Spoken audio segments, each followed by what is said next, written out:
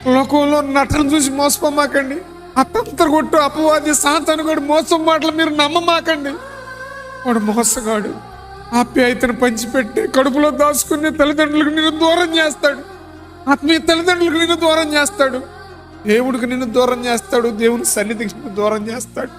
దయచేసి బాధను నేను అనుభవించి మీకు చెప్తున్నాను, నా బిడ్డలుగా చెప్పుకుంటున్నాను. దేవునికి భయపడండి, ఈ తల్లిదండ్రులకు లోపడండి. వృద్ధాప్యంలో వాడిని నిర్లక్ష్య పెట్టద్దు, వాళ్ళని రోడ్డు మీద ఏడవద్దు. బాధ వర్ణించలేనిది, ఆ తల్లి రుణం ఆ తండ్రి రుణం తీర్చుకోలేనిది. నీకు అవకాశం ఉన్నంత వరకు సేవ చేసే రుణాన్ని తీర్చుకో. నీకు అవకాశం ఉన్నంత వరకు ప్రేమించే రుణాన్ని తీర్చుకో.